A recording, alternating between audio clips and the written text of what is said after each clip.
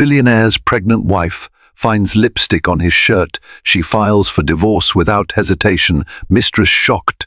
Rachel Delgado once believed she had it all, a loving millionaire husband, a baby on the way, and a beautiful home in the heart of New York City's Upper East Side.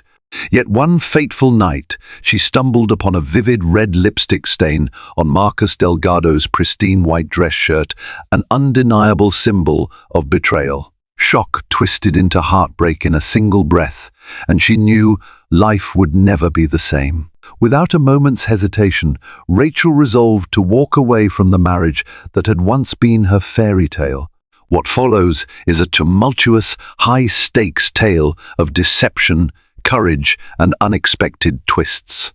Rachel Delgado pressed a slender hand to her belly, savoring the gentle flutter of life growing within.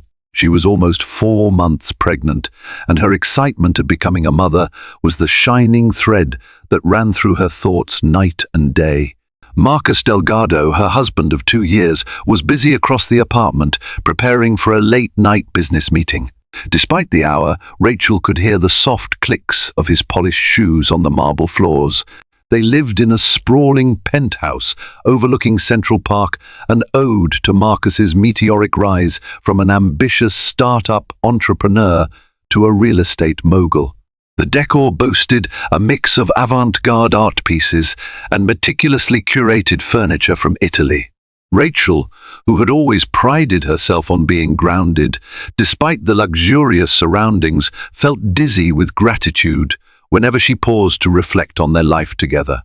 She recalled how they first met at an art auction in Soho. Rachel, working for a non-profit that promoted local artists, had been trying to secure funding for an emerging painter.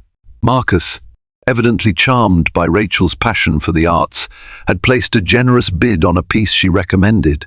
Their chemistry was electric, and from that evening on, their bond only deepened. Within a year, he proposed to her beneath the cherry blossom trees in Brooklyn Botanic Garden. As she fussed with a loose thread on her cardigan, Rachel glimpsed Marcus stepping out of the walk-in closet, wearing a crisp white dress shirt and a navy blazer.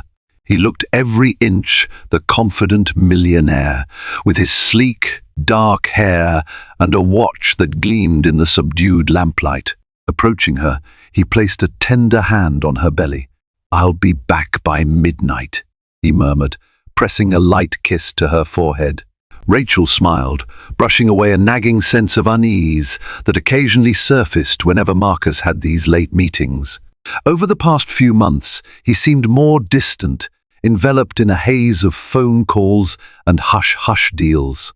But she reminded herself that he was providing for their growing family. His business expansions, though time-consuming, were ultimately for their benefit, or so she told herself. Marcus grabbed his phone and keys.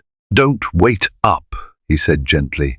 The door closed behind him, and Rachel was left with her own thoughts. The faint hum of the air conditioner filled the silence of the penthouse. Strolling to the bedroom window, she let her gaze wander over the city's glittering skyline. She could see the iconic spires of Manhattan, witness to countless dreams, both broken and fulfilled. Something about that view always reminded her of how quickly fortunes and fates could change in a city like New York. She placed a protective hand over her abdomen, silently praying that her marriage and the future of her unborn child wouldn't be among those tragic tales.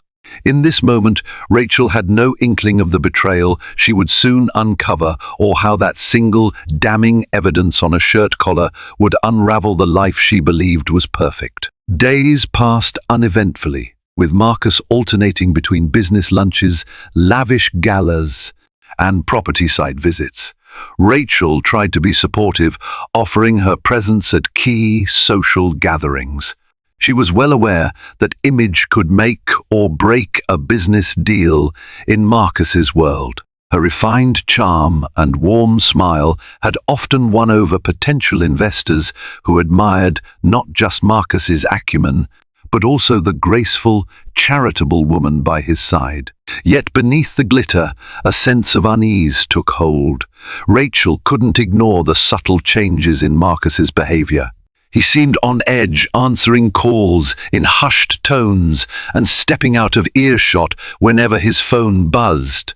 She tried to dismiss her suspicions as paranoia.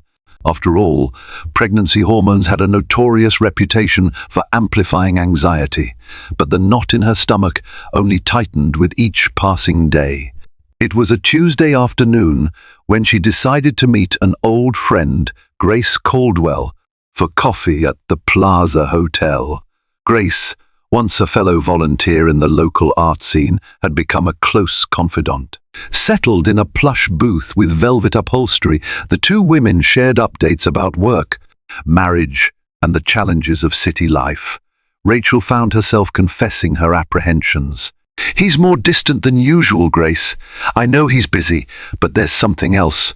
He's always shutting off his phone when I walk into the room or stepping away to take calls in private." Grace frowned sympathetically. "Have you tried asking him directly?"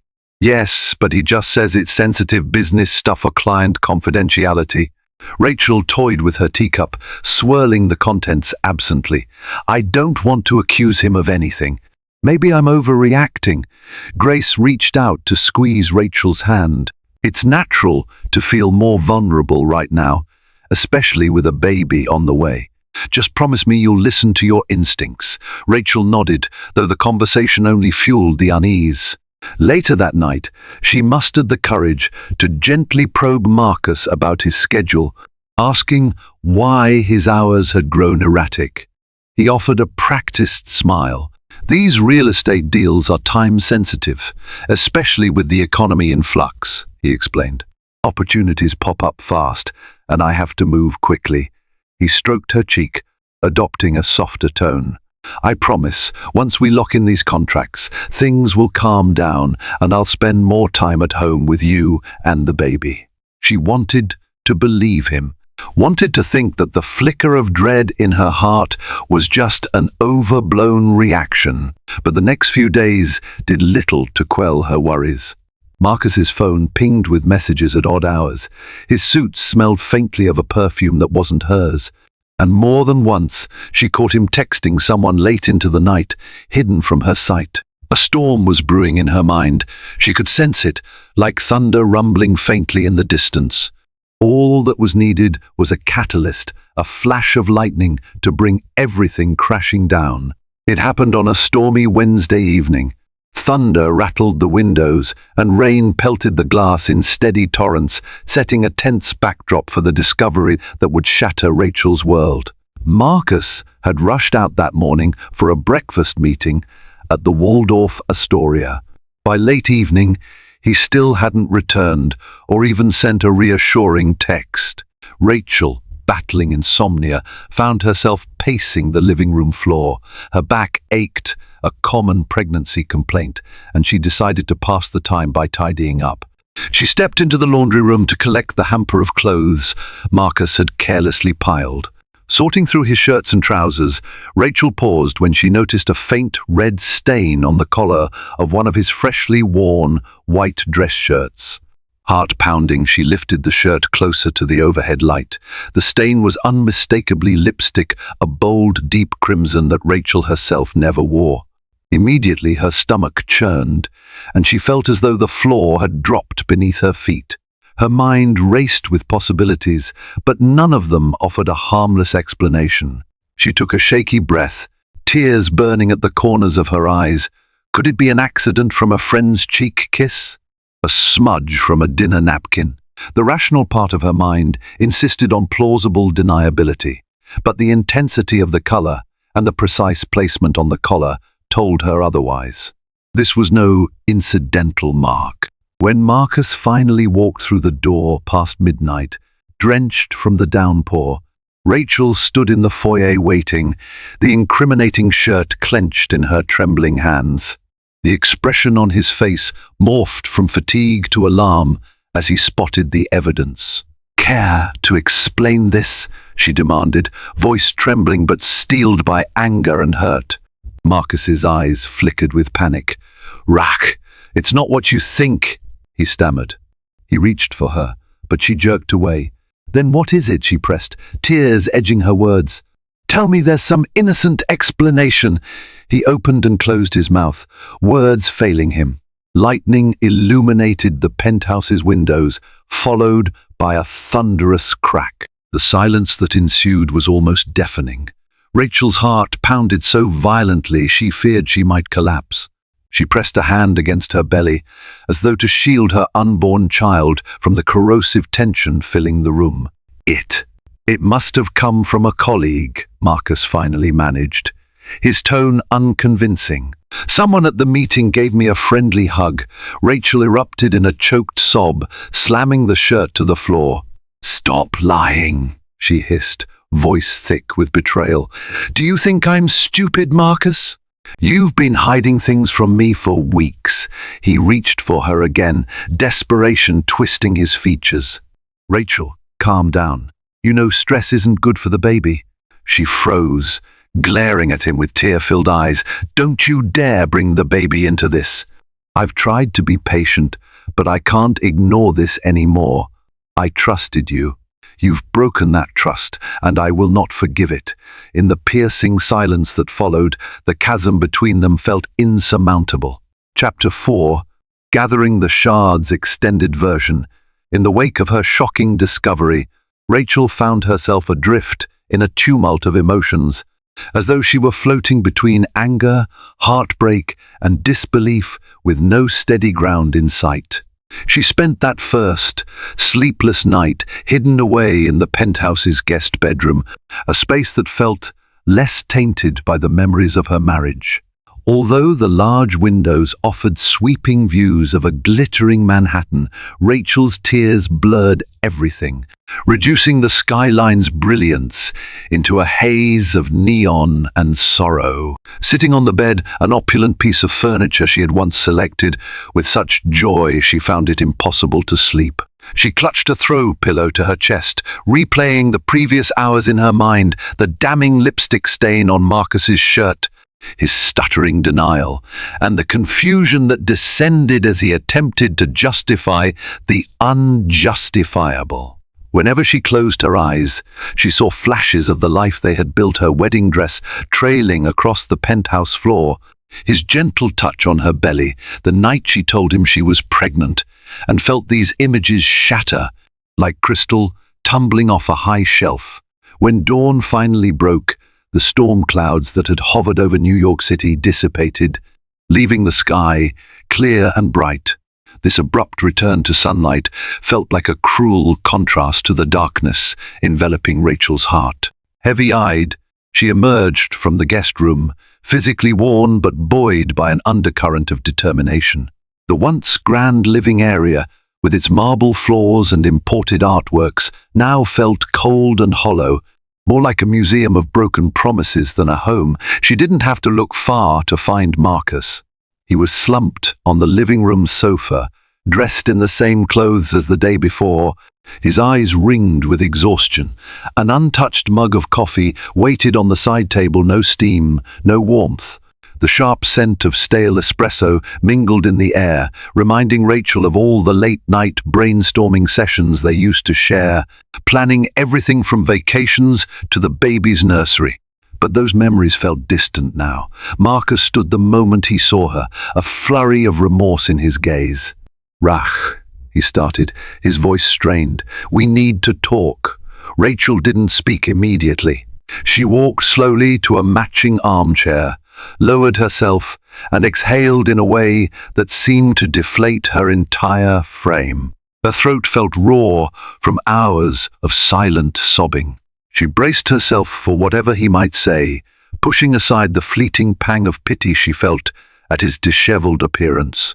In that moment, pity seemed like a betrayal of the anger coursing through her veins. He cleared his throat, eyes flicking to the table as though searching for a script. "I messed up," Marcus said at last, his words coming out haltingly, each syllable hung in the air, weighted by shame. I won't insult you by lying about it again. I was tempted, and I gave in." It was a stupid, reckless mistake. Rachel's heart twisted painfully. Somehow, hearing him acknowledge the affair, giving it voice, made it feel even more real. Her anger rose like a tide. "A mistake?" she repeated, her voice quivering. "Knocking over a glass is a mistake. Missing an appointment is a mistake. But betraying your pregnant wife?" Her eyes welled, tears she refused to let fall. "That isn't a mistake, Marcus. It's a choice, a deliberate one." He looked as if he'd been slapped. In the harsh morning light, he seemed smaller, his tailored shirt wrinkled, his face etched with regret. "I love you," he whispered, stepping closer, hands trembling, as though he was unsure whether to reach out for her. "I love you, and I love our baby. I know I've hurt you, hurt us beyond measure. But I'm begging you, please don't throw everything away." Rachel inhaled sharply, pressing her palm to her abdomen. Even in this tumultuous moment, her first concern remained the life growing inside her. She felt a gentle flutter, and that slight motion only hardened her resolve. "You destroyed what we had," she said, each word clipped. "I can't trust you anymore. And trust is everything. How can I raise our child in a house where betrayal is lurking around every corner?" Marcus ran a hand through his hair, tearful and desperate. "We can fix this. We'll go to counseling. I'll do anything to prove I can be the man you need me to be." His desperation might have moved her once, before the lipstick on his collar, before the half-truths and hush-hush late-night calls. Now all it did was stoke the embers of her hurt. Slowly she rose from the chair, mindful of the sudden dizziness that often came with her pregnancy. She held on to the armrest until the room steadied. "I don't want to hear your promises, Marcus," she said, her voice turning cold. "I already know what I have to do." A flicker of dread passed over his face, as if he sensed what was coming but refused to believe it. "Rachel, please. I love you. Don't make any rash decisions." She almost laughed, a brittle sound echoing in the quiet penthouse. "Rash decisions?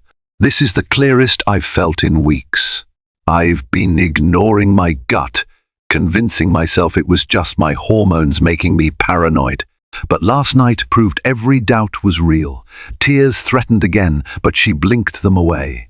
"I won't let our child grow up in a marriage built on lies.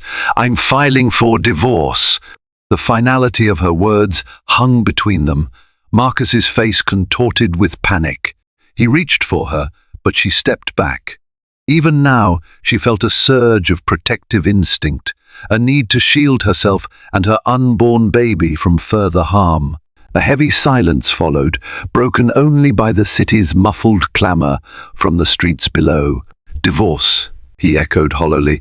"Rachel, please don't do this. Let's talk about counseling. Let's try. Don't throw away everything we've built." His pleadings were reminiscent of an earlier time in their relationship, when he'd charm her out of any argument, promising that things would turn out all right. But those illusions had shattered under the harsh light of betrayal. She gazed at the man who had once felt like her entire world, her confidant, her partner, the future father of her child, and felt only a raw ache where her devotion used to be.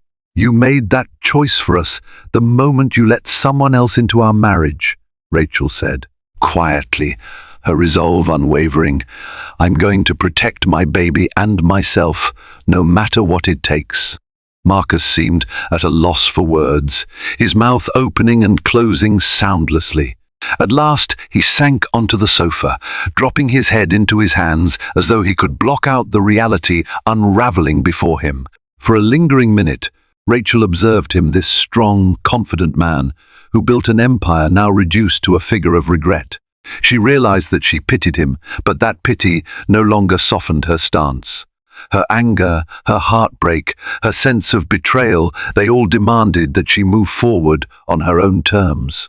"I'll stay in the guest room until I figure out my next steps," she announced, her voice trembling only slightly. "Don't expect anything more from me, and don't try to talk me out of it." As she walked away, her footsteps echoed in the penthouse hallway, a slow, resolute sound. She shut herself back in the guest bedroom, sliding down to the carpet and letting the tears flow freely. This time, however, there was a grim kind of certainty in her sobs. Her future would look vastly different from the one she had imagined, but it would be hers to shape free from deceit. In that moment, Rachel knew their marriage was done. The foundation they had built, so outwardly strong, had crumbled under the weight of lies. Now, all that remained was to gather the fragments of her life, protect the baby she carried, and file for the divorce she had never imagined she would need. As the day wore on, she lay curled on that unfamiliar bed, her hand resting on her growing belly, silently vowing that she would never let betrayal define her child's future or her own. A mix of dread and determination gripped Rachel as she stepped out of the taxi in Midtown Manhattan. A crisp wind rustled her coat, and her pregnant belly was more pronounced than ever. She wrapped her arms around herself, steeling her resolve before pushing open the glass door to Walters and Green law firm, the place where she would formally begin the process of ending her marriage. Inside, the space exuded an air of quiet sophistication, sleek furniture, soft lighting, and artwork that hinted at wealth and privilege. Rachel approached the reception desk, nervously clearing her throat. "I have an appointment with James Walters," she murmured. Within moments, a friendly paralegal escorted her into a spacious corner office. Floor-to-ceiling windows offered a panoramic view of Manhattan's skyline. James Walters himself, a tall, silver-haired man with a gentle demeanor, greeted her, gesturing toward a comfortable chair. She sank into the seat, feeling an unexpected wave of relief at the presence of someone willing to guide her through the legal labyrinth. "Rachel Delgado, correct?" James began, scanning his notes. "You're seeking a divorce on grounds of infidelity," she nodded, briefly explaining how she found the lipstick and how Marcus confessed to an affair. Each word felt like a knife, but she forced herself to speak calmly. James listened attentively, occasionally jotting down notes. When she finished, he leaned forward, folding his hands. "I'm sorry you're going through this," he said gently. "Divorce is never easy, and it's even more complicated when you're expecting a child. Our firm has handled numerous high-profile divorce cases, and we'll do our utmost to protect your interests and your child's." He explained the process, filing the initial paperwork, serving Marcus with the divorce petition, and negotiating a potential settlement. Rachel's mind spun as she tried to absorb the details: alimony, property division, child support, custody arrangements once the baby was born. Her voice quavered when she finally spoke. "Marcus is wealthy, resourceful, and well-connected. I'm worried about how he might react once he realizes I'm serious about this." James gave her a reassuring nod. "We've handled clients with high net worth. We'll ensure you're protected physically and financially. And remember, in New York, the court's primary concern is the best interest of the child. That will guide any custody decisions." Rachel exhaled slowly, relief mingling with trepidation. "Thank you," she whispered. "I want to finalize this as quickly as possible." He offered a solemn smile. "I understand, but these things can take time. Marcus may challenge the terms, or he might cooperate if his counsel advises him to. Either way, we'll remain diligent. You won't face this alone." As she left the office, clasping a folder of documents and instructions, Rachel felt a mixture of heartbreak and empowerment. Every step away from her old life felt simultaneously liberating and terrifying. She was giving up the world she once adored, her plush penthouse, fancy galas, and the illusion of a perfect marriage, but she was determined to preserve her self-respect and shield her unborn child from a life steeped in deceit. If Marcus thought he could charm her back into submission, he would soon discover that Rachel Delgado was done playing the role of a complacent wife. Marcus Delgado paced the living room of the penthouse, his footsteps echoing off the marble floors. He'd received a call from a mutual acquaintance hinting that Rachel had been spotted at a high-end law firm. Now, his worst fears solidified as a courier arrived, bearing a thick envelope with the Walters and Green letterhead. He tore it open, his pulse roaring in his ears, petition for divorce. A cold sweat broke out on his forehead. The meticulously curated space around him, masterpieces on the walls, designer furniture, and a skyline view suddenly felt suffocating. He sank onto the sofa, reading the legal jargon that spelled out the end of his marriage. It mentioned child support, spousal maintenance, and the potential division of assets. Worse still, it pointed to his affair as the catalyst. In desperation, Marcus dialed Rachel's number. It rang several times before going to voicemail. He tried again, only to meet the same result. Frustration boiled over, and he hurled his phone onto the coffee table. In that moment, he realized the magnitude of his actions. His wife, who was carrying his child, was officially leaving him, and the wheels of the legal system were already in motion. Later that evening, he made a call to his own lawyer, a sharp-tongued litigator named Patricia Quinn. Patricia's direct approach had won him various business disputes in the past. However, when he explained his predicament, her normally brusque tone tempered with caution. "Personal matters can get messy," she told him. "Especially with a baby on the way, we'll want to approach this carefully. Courts don't look kindly on infidelity in high-stakes divorces." Marcus rubbed his temples, exhaustion lining his face. He thought back to how everything had spiraled. The affair had started with a flirtation at a business event, followed by secret dinners and stolen moments. It was short-lived, an ego-driven lapse, he told himself, and now it threatened to destroy the life he'd built with Rachel. That night, he couldn't sleep. Memories of Rachel haunted him, her radiant smile at their wedding, the tears of joy in her eyes when she showed him the positive pregnancy test. How could he have jeopardized all that for a fleeting thrill? Each recollection was a stab of guilt, fueling a fierce resolve to right his wrongs. The next morning, he contacted Rachel's closest friend, Grace Caldwell, pleading for her to mediate. Grace, however, offered no sympathy. "You did this, Marcus," she said plainly. "Rachel deserves better than your excuses." Feeling cornered, Marcus decided on a different tactic, meeting Rachel in person, in a place where she might feel safe enough not to turn him away. He recalled her weekly prenatal appointments. If he timed it right, perhaps he could catch her as she left the OB/GYN's office.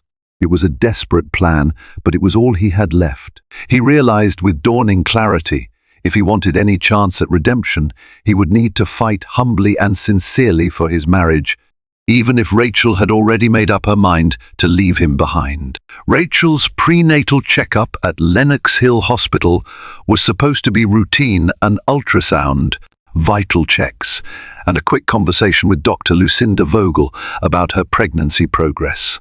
She had tried to keep her personal life separate from her medical appointments, but the turmoil in her marriage was beginning to show. She felt on edge, sleeping poorly and weeping at random intervals. Dr. Vogel gently suggested counseling for stress, reminding Rachel that emotional well-being was crucial for her and her baby. Emerging from the building, clutching a folder of ultrasound images, Rachel walked into the crisp morning air. She paused for a moment, gazing at the black and white printout of her baby's profile, feeling both heartbreak and a fierce maternal protectiveness. Suddenly, a familiar voice cut through her thoughts. "Rachel!" She looked up to see Marcus standing beside one of the hospital's stone pillars. He appeared haggard, dark circles under his eyes, and an uncharacteristic slump to his usually confident posture. Her pulse spiked with anxiety. "What are you doing here?" she demanded, her voice terse. She instinctively placed a protective hand over her belly. He stepped forward, hands raised, as though to show he meant no harm. "I just wanted to talk. Please." She glanced around, noticing curious onlookers. Mortified by the public scene, she nodded toward a nearby bench, ensuring they remained in open space. Once seated, Rachel fixed him with a wary look. "You can't keep ambushing me, Marcus." He swallowed hard. "I know. I'm sorry. I just had to see how you're doing, how the baby is doing." His gaze dropped to the ultrasound pictures she held. "Is everything okay?" She inhaled sharply, recalling her vow to remain composed. "Our baby is fine. I'm coping. And I'm continuing with the divorce," she added pointedly. Marcus's face twisted with regret. "Rachel, I accept full responsibility for hurting you. I was selfish and stupid. But I'm begging you to give me another chance to at least consider therapy before finalizing anything." Her jaw tightened. "I've heard your apologies, Marcus. They don't erase the betrayal." She struggled to maintain her composure, reminded of how deeply she had once trusted him. "What you did destroyed the foundation of our marriage. Love without trust is worthless." A tear slid down his cheek, and Rachel blinked in surprise. She'd never seen him cry before. "I can't lose you," he whispered. His voice choked. "I can't lose our family. I know I don't deserve another shot, but I'm going to fight for you until the day the ink dries on those divorce papers." Emotion welled in Rachel's chest. Part of her wanted to lash out, to accuse him again of his infidelity. Another part felt an ache of sympathy, recalling the man she once believed in wholeheartedly. She rose from the bench, refusing to let the tears spill. "I'll see you in court," she said quietly. Then, clutching her ultrasound pictures, she turned and walked away. Marcus remained on that bench, shoulders hunched, haunted by the feeling that he had just lost the greatest battle of his life. A week later, Rachel found herself in the middle of a tabloid frenzy. A gossip website had leaked rumors of Marcus Delgado's alleged affair with an unnamed socialite, plenty of hearsay, but enough sensational details to feed the city's rumor mill. Grace Caldwell forwarded her the link, and Rachel's stomach churned at the lurid speculation. She could only imagine how it would escalate once the divorce proceedings became public. That same afternoon, while scrolling through the coverage in a mixture of morbid curiosity and dread, Rachel received an anonymous email. The subject line read, "The truth about Marcus's mistress." Her heart hammered as she opened it, revealing a single line of text. "Ask him about Nina Levine." Attached was a grainy photograph, Marcus entering a dimly lit lounge, his arm around a woman's waist. Though her face was partially obscured, the caption identified her as Nina Levine. The name sent a jolt through Rachel. She recalled a chance meeting months prior, a cocktail party for local philanthropists. Nina Levine was a striking brunette in her late 20s, known for heading a fashion brand, start-up, and frequenting high-profile galas. Rachel had been introduced to her briefly by Marcus, who mentioned she was an investor. Back then, Rachel hadn't suspected a thing, attributing Nina's flirtatious manner to social niceties. Now, the pieces were falling into place with gut-wrenching clarity. Rachel's vision blurred with fresh tears. She considered calling Marcus to demand answers, but that momentary impulse dissolved into bitterness. He'd already admitted to the affair, knowing the woman's identity wouldn't erase the betrayal. Nevertheless, the emotional weight threatened to suffocate her, and she found herself gasping for air. An hour later, Grace arrived, responding to Rachel's frantic text. Sitting together in the penthouse's sunlit breakfast nook, an ironic setting for such a grim discussion, Rachel recounted the details of the email. Grace frowned deeply. "I've heard of Nina Levine. She's well connected, with a reputation for being ruthless in business and in her personal life. If she wants something, she takes it, no matter who gets hurt." Rachel clenched her fists, anger momentarily eclipsing her heartbreak. "Well, she can have Marcus," she said with grim finality. "He made his choice, and I'm done." Grace reached across the table to squeeze her friend's hand. I know this is painful, but you're strong. Don't let their drama pull you under. That evening, Rachel decided she needed some fresh air and a change of scenery. She booked a few nights at the Greenwich Hotel, seeking refuge away from memories that haunted every corner of her home. The suite was warm and welcoming, the staff discreet, offering the solace she craved. She lit a scented candle, hoping to calm her nerves, and let the soft glow of the city lights lull her to sleep. Yet even in the soothing comfort of the hotel, she couldn't escape the tormenting question, had all those tender moments her wedding vows, the joys of early pregnancy, meant nothing to Marcus? The ghost of Nina Levine loomed large, reminding Rachel of the depth of her husband's betrayal. The following week, James Walters called Rachel in for a meeting, explaining he had updates regarding the divorce proceedings. She arrived at Walters and Green, feeling drained, mentally rehearsing potential settlement scenarios. Upon entering James's office, she noted his grave expression. Marcus's lawyer reached out. James began. They're pushing for a settlement that would minimize the financial damage to Marcus and restrict your claims to certain assets. However, there's something else. He slid a file across the desk. Within its pages were statements suggesting that Rachel had abandoned the marital home without cause, painting her as unstable and emotionally volatile due to her pregnancy. Rachel's stomach twisted in outrage. He's accusing me of leaving him on a whim. James gave a stiff nod. It's an attempt to cast doubt on your capacity to handle stressful situations and, in turn, your capability as a parent. His lawyer might use this to negotiate a more favorable custody arrangement for Marcus after the baby is born. The blood drained from Rachel's face. She felt as if a rug was pulled out from under her. He betrayed me, yet he's claiming I'm the irresponsible one. James leaned forward, a steely resolve in his eyes. Don't worry. We have substantial evidence his affair is documented, plus your testimonies. We'll counter any allegations that you're unfit. Right now, it's crucial you maintain composure. Avoid confrontations, especially in public. Keep a record of everything. Rachel swallowed hard. What about child support and alimony? James exhaled. Marcus is a millionaire. If this goes to court, the judge will likely award you a substantial amount, but he's definitely fighting back, possibly under the advice of Patricia Quinn. My recommendation is that we remain calm, gather more evidence if possible, and be ready for a negotiation that won't be pleasant. It was all so surreal. This was the man she'd once trusted implicitly, the father of her unborn baby.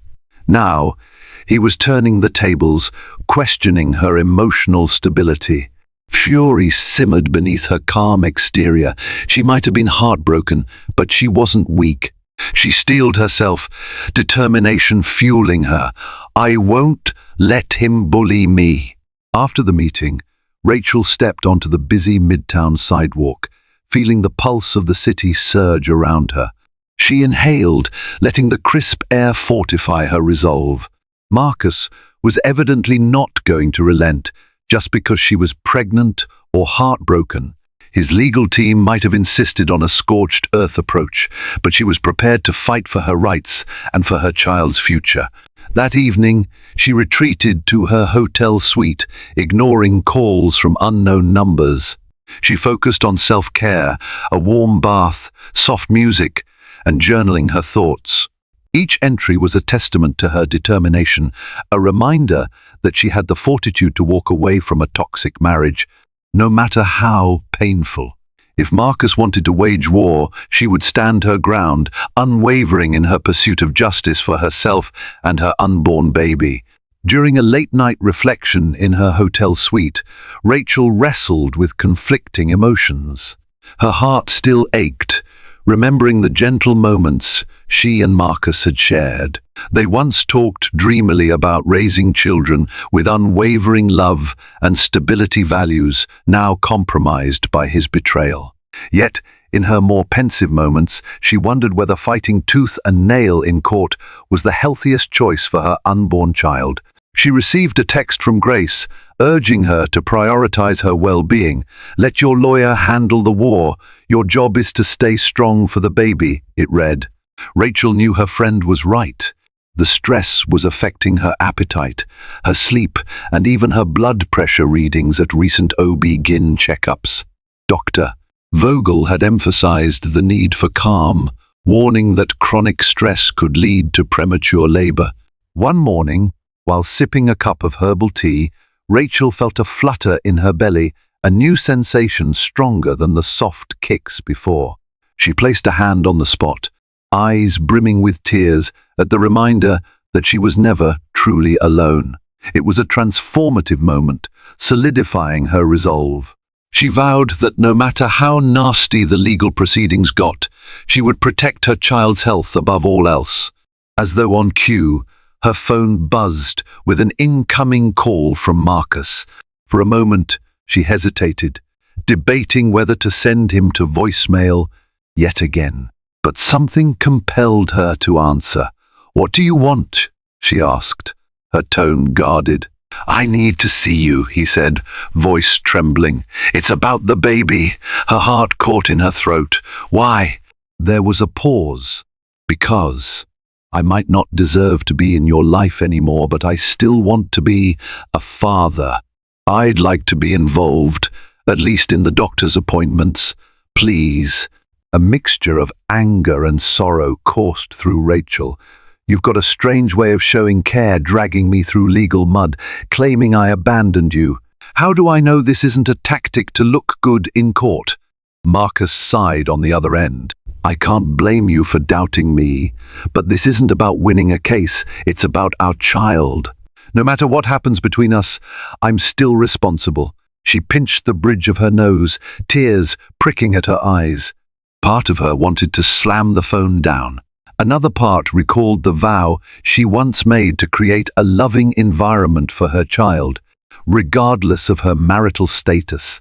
"I'll think about it," she finally said before hanging up. That evening, Rachel paced the suite, grappling with the decision of whether to allow Marcus into the baby's medical journey. She knew their personal bond was irreparably damaged. But as the father, he had certain rights, and their child might one day ask about that lost time. After hours of restless thought, she made a choice that marked a turning point in her conscience. She would let him attend the next appointment, not as a gesture of forgiveness, but as an acknowledgement of the role he had to play in their child's life. 2 weeks later, Rachel found herself in the waiting room of Dr. Vogel's clinic. The pastel-colored walls, soft instrumental music, and smiling posters of babies did little to quell her anxiety. She clutched her appointment slip in one hand, her knuckles white with tension. Marcus was due to arrive any moment, and she felt torn between dread and a begrudging acceptance. Sure enough, moments before her name was called, she saw him stepping in. Dressed in a dark suit, he scanned the room until his eyes locked onto hers. Nervously he approached, offering a tentative smile. "Rachel," he whispered, a combination of relief and apprehension lacing his voice. She offered a curt nod. "Let's just get through this." The nurse led them into an exam room where Dr. Vogel greeted them. Rachel explained that Marcus was the baby's father, and Dr. Vogel offered a professional smile, instructing Rachel to lie back for an ultrasound.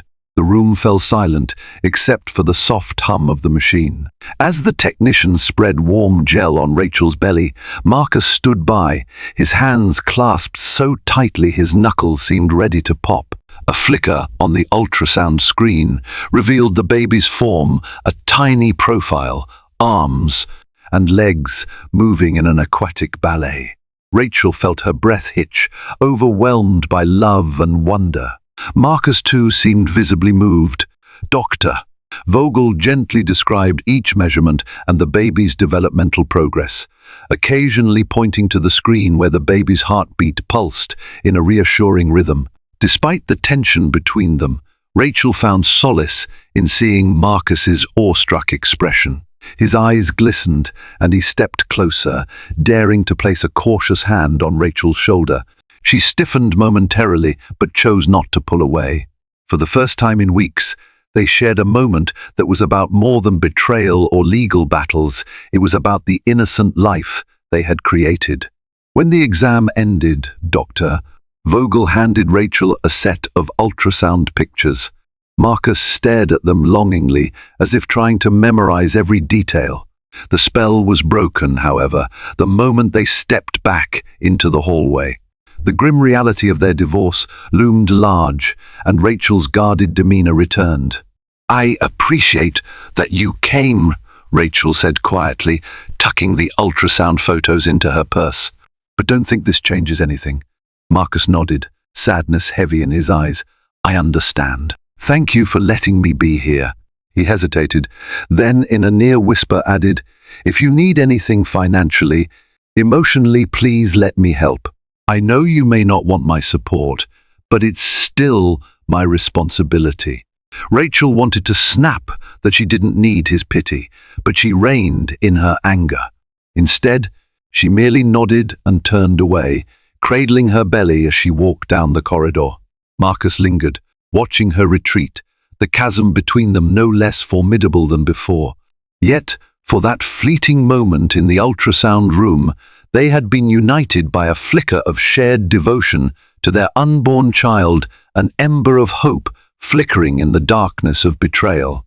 The day of the divorce mediation arrived, fraught with tension so thick that Rachel felt a headache forming the moment she stepped into the sleek corporate offices designated for the negotiation.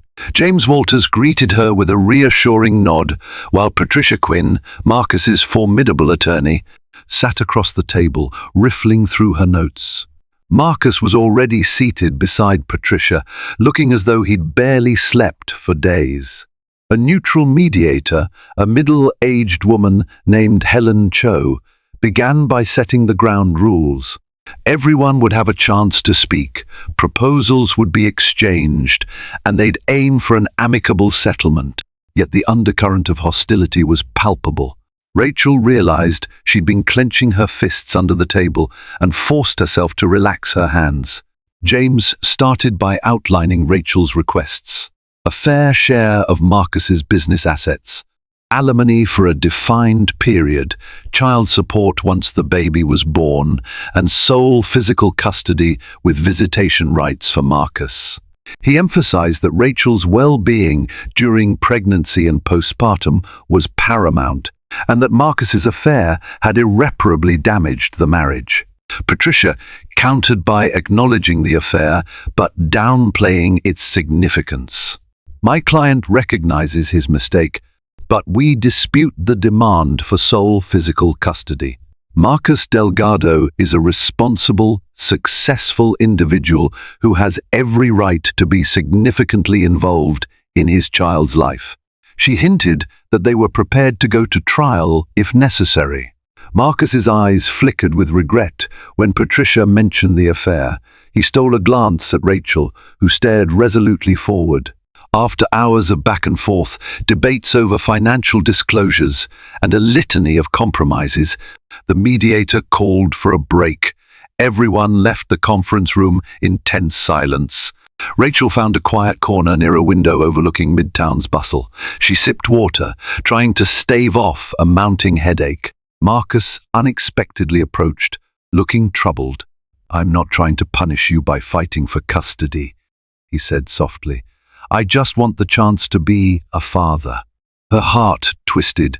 Despite her anger, she couldn't deny that her child deserved both parents provided Marcus could be a positive influence. But the wound of betrayal remained raw. "This isn't just about you, Marcus. It's about what's best for our baby," she said, her voice tight.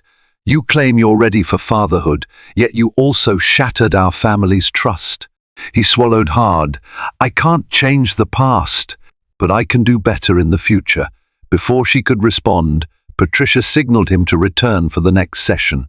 With a resigned sigh, Rachel headed back to the conference room, James by her side. Another wave of negotiations ensued. By day's end, they hammered out a tentative agreement. Rachel would receive a substantial financial settlement, spousal support for a set time frame, and child support once the baby was born. In return, Marcus was granted joint legal custody, ensuring he had a voice in important decisions for the child, while Rachel maintained primary physical custody. As the mediator summarized the agreement, Rachel felt a swell of relief. It wasn't a perfect resolution, no arrangement could mend the heartbreak, but it was a roadmap to the future. She allowed herself a small sigh, aware that the hardest part still lay ahead, truly moving on. In the weeks following the mediation, Rachel Delgado entered a new phase of life, one that felt both frightening and liberating. She continued to stay at the Greenwich Hotel while scouring listings for a suitable apartment. The penthouse, laden with memories and half-truths, was no longer an option. She wanted a fresh start, a sanctuary where she could welcome her baby without the shadow of betrayal looming over every doorway. Marcus, for his part, moved forward with fulfilling the terms of their tentative settlement. He arranged for monthly support payments and even offered to foot the bill for a more comfortable place if she needed it. Rachel declined, preferring to stand on her own feet. Yet, in quieter moments, she recognized that joint legal custody meant they would always be connected through their child, no matter how final the divorce might feel. During her next prenatal checkup, she arrived alone, though Dr. Vogel inquired if Marcus would be attending. Rachel answered with a gentle shake of her head. The last time he came, she allowed it because it felt right for that moment.